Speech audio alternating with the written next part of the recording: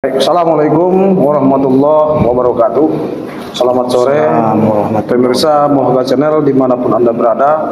Kembali lagi kita pada acara podcast. Kali ini kita menghadirkan tamu, yaitu Bapak Dr. Faisal.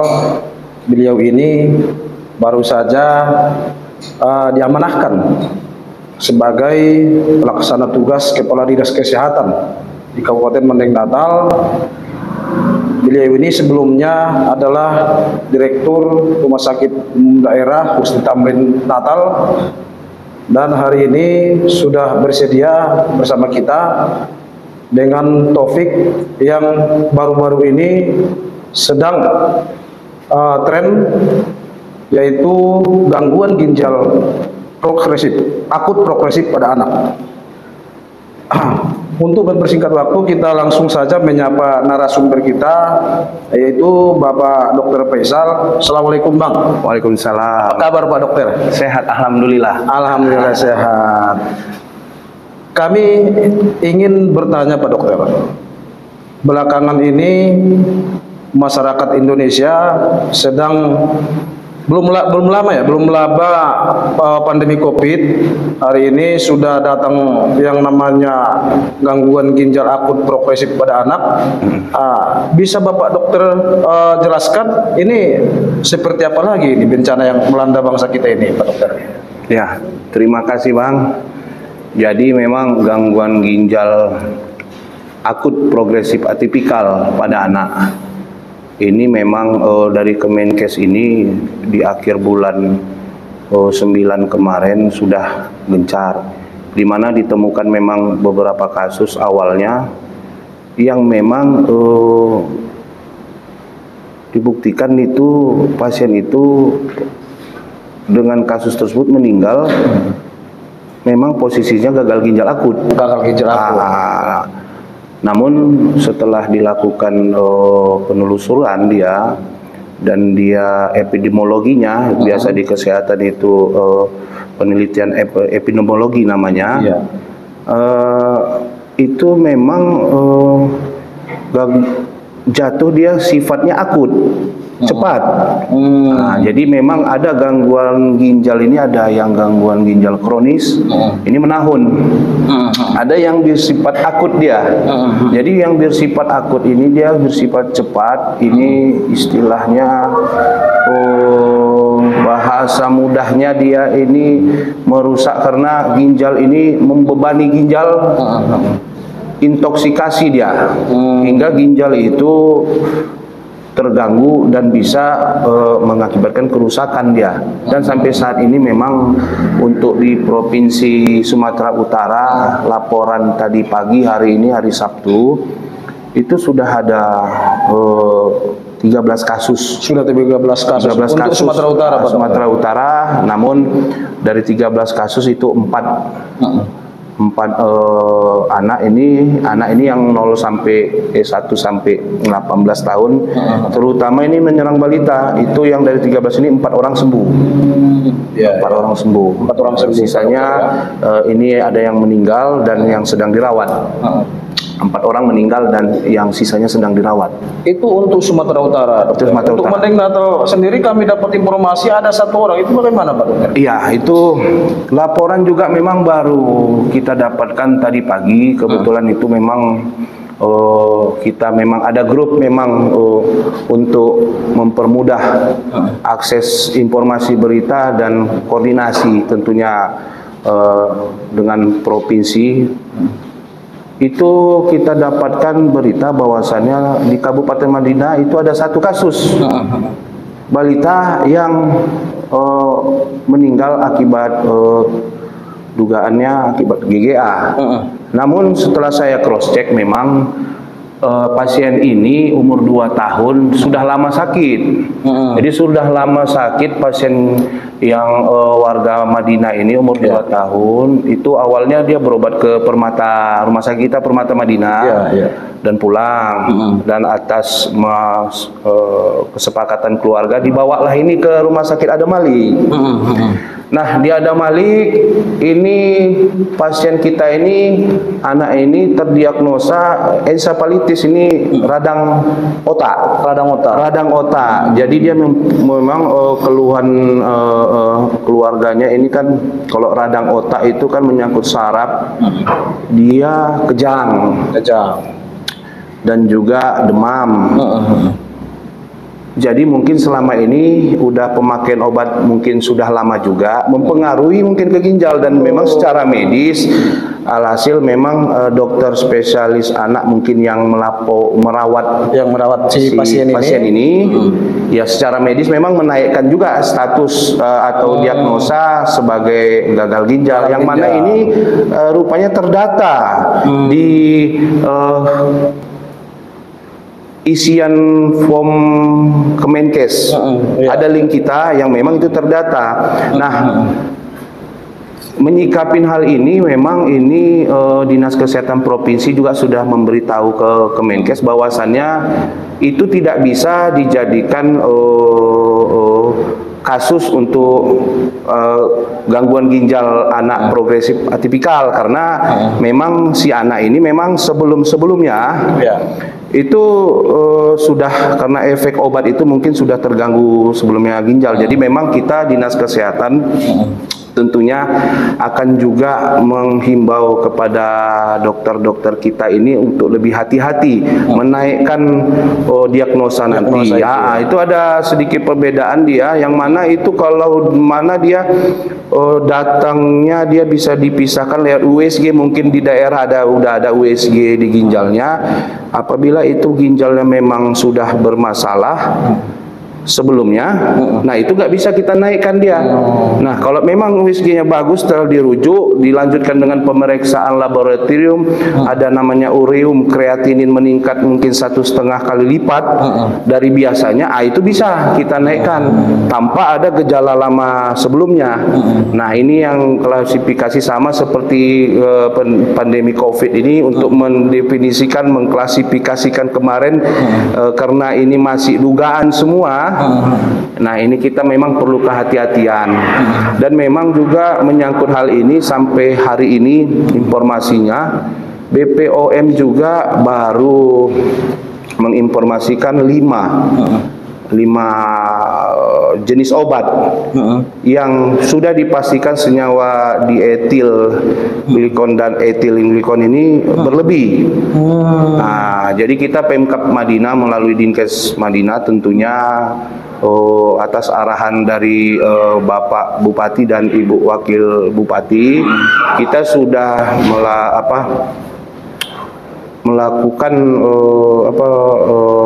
sosialisasi dan pengawasan tentunya ke apotek-apotek dan toko obat. Dan memang ini di kecamatan kita yang banyak ini, kita juga dibantu oleh kecamatan mungkin untuk mendata toko-toko obat yang ada sediaan ini, dan kita sudah membuat berita acara itu, Bang. Berita acara untuk yang 5 macam ini sesuai himbauan itu untuk diasingkan, yang mana arahan kita dari Kemenkes nanti itu akan ditarik oleh distributor obat itu. Itu Pak Dokter, kalau kita boleh tahu yang 5 itu jenis apa saja? Karena informasi yang berseliweran kita baca itu ada 90 sekian jenis sirup yang dilarang beredar di situ. Seperti apa itu, Pak? Ya, saat ini mungkin jenis sirup yang akan diperiksa oleh BPOM mungkin banyak, bisa jadi lebih dari 90. Namun sampai hari ini baru 5. Dia jenisnya menyangkut senyawa begini. Obat sirup itu untuk bisa menjadi sebuah sirup yang dikonsumsi obat itu memang mengandung senyawa-senyawa selain obat intinya. Misalnya kita contohkan paracetamol. Jadi memang ini termasuklah zat yang ada di dalamnya itu dianggap dan diduga ini menyebabkan itu karena senyawa kandungannya ini berlebih dari karena memang normal. berlebih dia kadarnya Karena itu ya. berlebih dari normal. Jadi kita juga mengharapkan memang agar mungkin penyidikan dan penelitian dari BPOM ini menyangkut hal ini agak cepat, agar kita juga bisa tentunya mensosialisasikan ke yang mempunyai kebijakan ini, agar bisa masyarakat kita, utamanya usia di bawah 0 sampai 18, utama 0 sampai 5 juga ini terlindungi. Demikian Bang Anda, itu Siap. kira-kira seperti itulah. Jadi Pak Dokter, sejauh ini apakah sudah ada tindakan kita, misalnya dengan catatan yang 5 jenis obat tadi, apakah kita sudah turun ke lapangan melakukan ini kan sudah terindikasi melebihi kadarnya tadi Pak Dokter. Apakah kita sudah melakukan semacam operasi gitu kayak toko-toko obat? Sudah. Jadi kita itu hari ini bersama dengan tim tentunya perdagangan, juga Satpol PP, juga ada TNI dan Polri. Di bawah koordinator asisten 1 kita sudah melakukan pengawasan dan sosialisasi. Oh sudah. Itu tadi yang pertama, kita memastikan himbauan dari Pak Bupati untuk bisa ini benar-benar segala macam sirup yang ada dilarang edar dulu. Nah, yang kedua Semua jenis sirup. Tentunya yang kedua ini Bang, yang sudah diputuskan BPOM ini ada 5 jenis yang memang mengandung senyawa berlebih. Ini harus dipisah. Jadi kami tadi memastikan itu sudah dipisah, dan kami pastikan dengan berita acara tadi, menandatangani dengan apotek dan toko obat serta rumah sakit tadi, memastikan jumlah yang mana nanti apabila diminta mungkin dari Dinas Kesehatan Provinsi untuk bisa ditarik distributor, ini akan lebih mudah. Dan alhamdulillah sosialisasi ini, himbauan ini sudah sampai rupanya lebih dulu, karena sudah ada sebagian apotek yang menutup.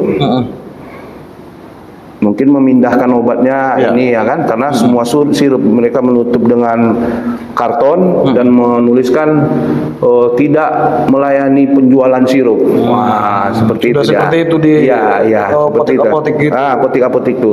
Nah, untuk di kecamatan memang kita akan melanjutkan juga, namun kita kan punya puskesmas juga dan ada Forkopimcam juga, itu sedang berjalan.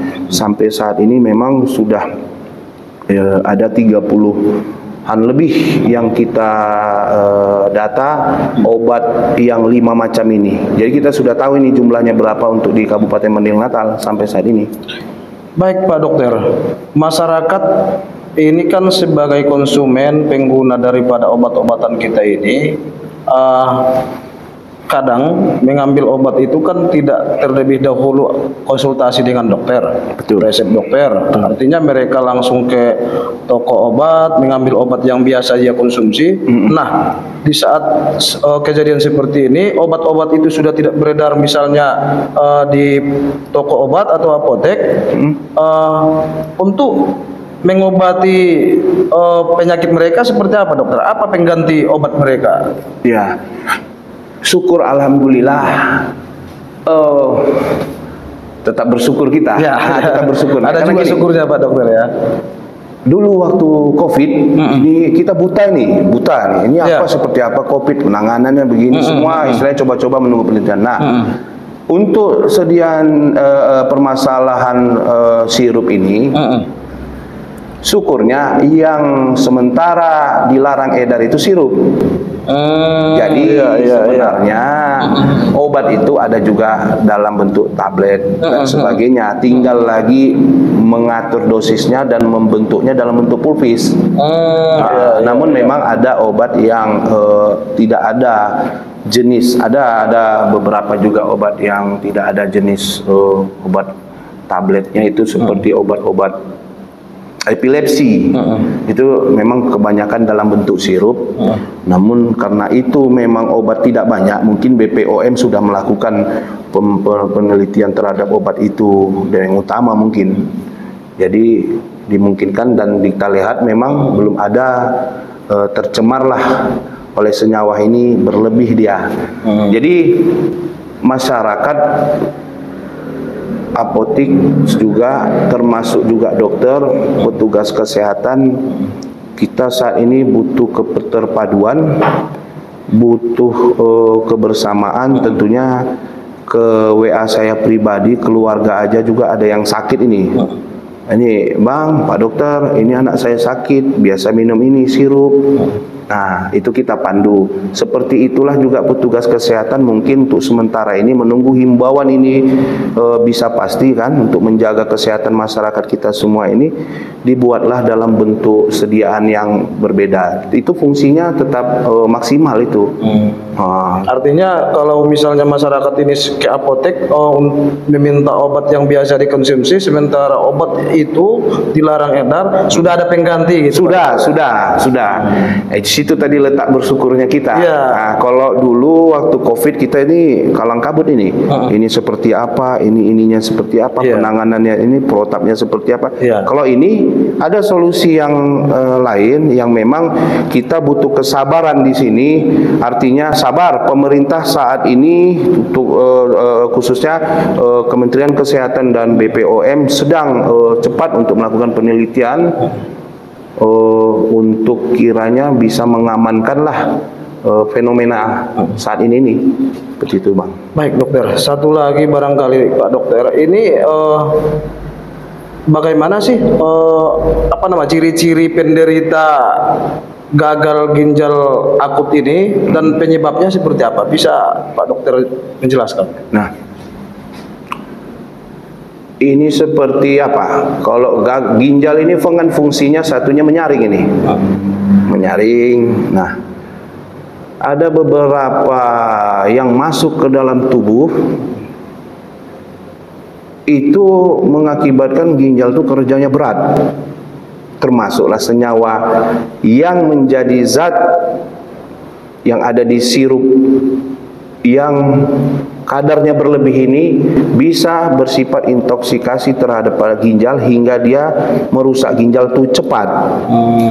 Nah, gejala yang bisa ditunjukkan mungkin itu tidak ada buang air kecil atau 6 sampai 8 jam buang air kecilnya itu tidak ada.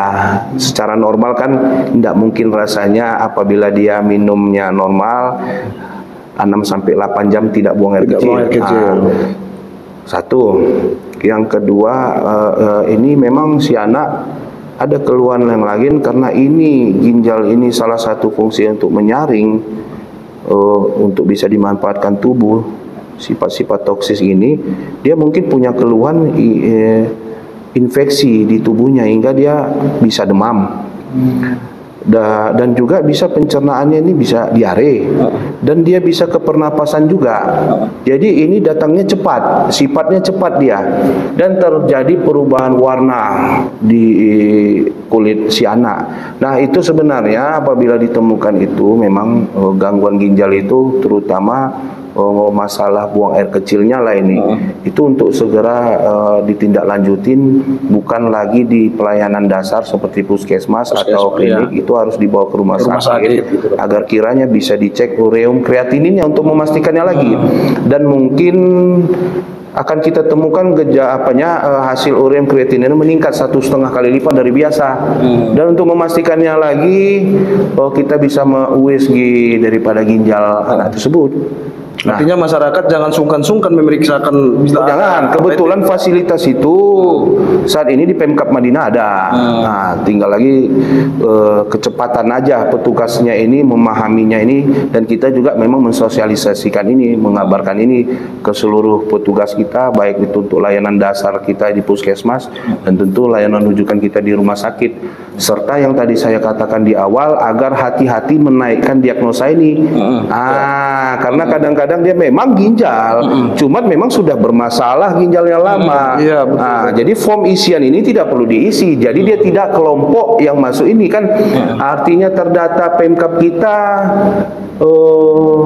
tidak bisa kita pungkirin sudah terdata, namun hasilnya palsu kan susah juga kita itu, Bang Anda. Iya. Susah kita. Artinya Pemkab kita termasuk memiliki satu kasus, padahal sebenarnya untuk kasus itu bukan yang kategori ini, Pak Dokter. kategori yang saat ini. Yang saat ini. Iya.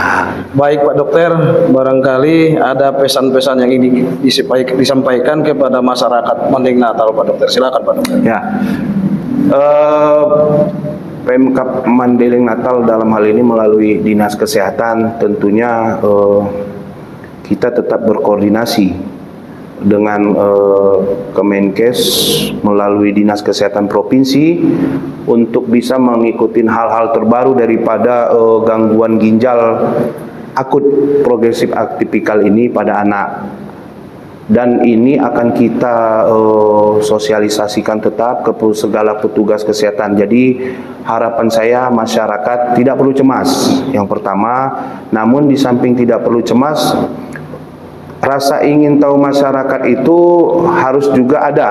Ya. Media seperti kita wawancara ini bisa sampai ke masyarakat, jadi masyarakat tidak perlu cemas dan sebagainya. Ini anak saya biasa sakit misalnya harus biasa minum sirup, enggak, ada alternatif yang lain. Dan kesulitan kita nantinya agar ini tidak mengembang seperti mungkin pandemi COVID kemarin itu yang sangat menyita hingga bisa mengakibatkan kemunduran mungkin pembangunan khususnya di Kabupaten Mandailing Natal. Saya rasa itu yang bisa saya sampaikan, Pak. Berikut ini mantap kali saya lihat ini. Ya, Es kopinya. silakan kita minum Pak Dokter. Dari tadi kita Pemirsa, ngobrol-ngobrol. kita baik, sahabat Mahga Channel, kita sudah berada di penghujung acara podcast kita mengenai gangguan ginjal akut pada anak. Tadi Bapak Dr. Faisal selaku Kepala Dinas Kesehatan Mandailing Natal, semoga beliau tetap sehat karena Pak Dokter kita ini masih energi gini, masih kuat. Kita doakan beliau tetap sehat. Dan kepada masyarakat, sebagaimana tadi yang disampaikan Pak Dokter, himbauan yang disampaikan Pak Dokter, kita jangan cemas. Kita harus perhatikan informasi-informasi, dan kalau misalnya ada hal-hal baru, informasi baru yang kita terima, silakan koordinasi dengan fasilitator kesehatan. Misalnya di desa, kita koordinasi dengan bidan desa, kemudian kita koordinasi dengan fasilitator kesehatan di tingkat pertama, puskesmas. Artinya masyarakat jangan cemas, tetapi jangan ketinggalan informasi. Ini masih bisa ditangani menurut keterangan Pak Dokter tadi, dengan catatan harus dengan kebersamaan. Masyarakat harus sadar dengan kesehatan. Demikian podcast kita hari ini. Bila ada kesalahan, kami mohon maaf, dan terima kasih kepada narasumber kami Bapak Dr. Faisal. Assalamualaikum warahmatullahi wabarakatuh. Waalaikumsalam warahmatullahi wabarakatuh.